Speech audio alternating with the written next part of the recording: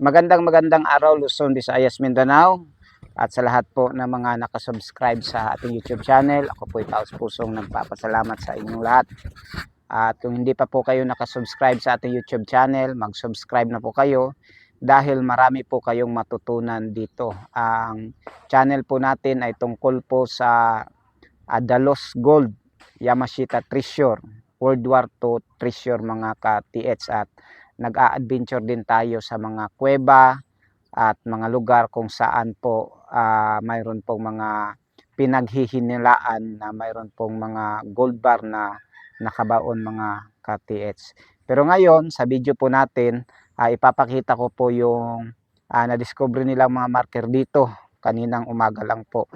At gusto nilang i-share sa mga ka-TH din, kasama natin mga ka-TH dyan, na ito yung mga na-discover nila sa kanilang mga hukay. Ito mga ka-TH, ito, yan, marking po yan or marka, yan po. Kung makikita nyo, ito, nasa ibabaw, para siyang para siyang, anong tawag nito, para siyang jar o ano ba, basta ano po siya, parang lalagyan ng treasure, yan po.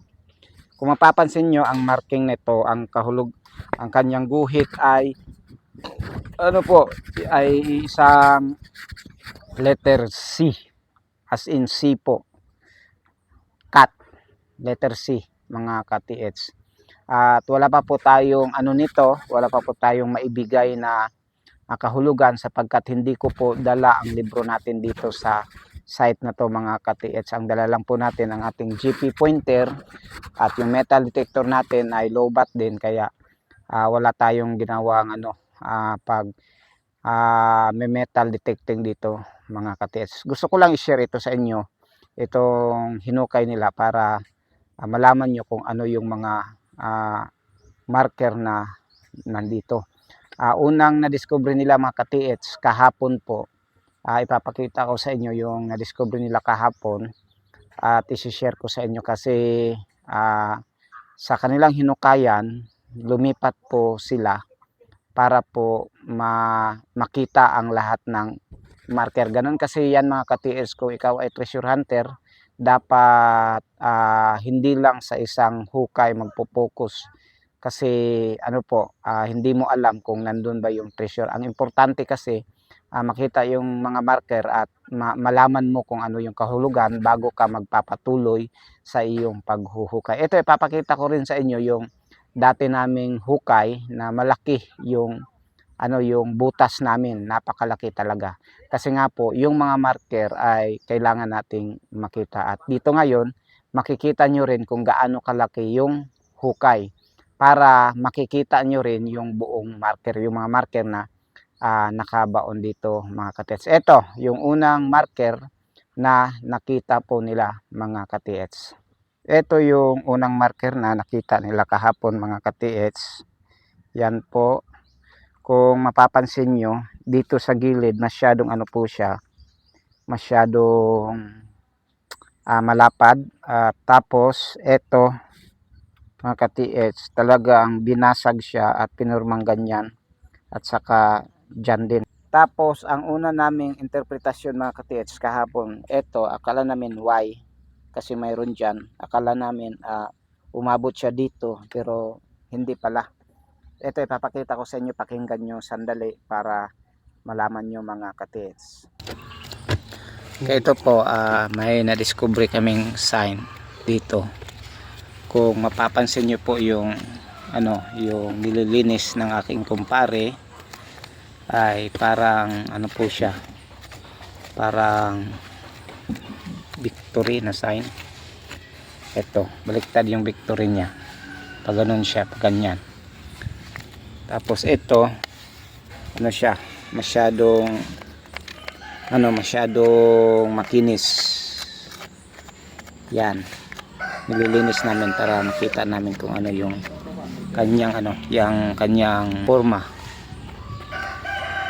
Tapos nakaano siya pa ibaba. Namli ni kanal may kanal siya. Yan, parang kung bubuhusan mo ng tubig, didiretso yung tubig.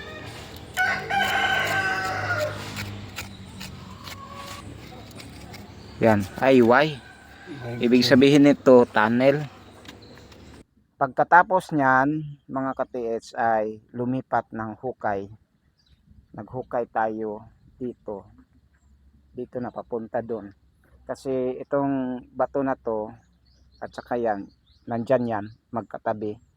Tapos lumipat tayo doon. At ang nadiscover nila na marker doon, mga ka-TH, ay una itong 3 feet na ano, na may bato na mayroon pong letter C sign, at may isa pa dito kanina, nasa na yun, na para siyang foot marker, pero hindi 100% foot marker siya, para lang, mga ka-TH. Ngayon naghukay dito kanina, mga ka-TH, yun ang nakuha. Pagkatapos may nakuha silang isang bato, eto na mayroon pong sign or marker, mga ka-TH, doon sa kanyang sa kanyang taas, kasi ang sa ilalim yan at ang sa itaas ay nandun. Ito ipapakita ko rin sa inyo para makita nyo. Ito, mga ka-TH, may panibagong marker na nadiscover natin.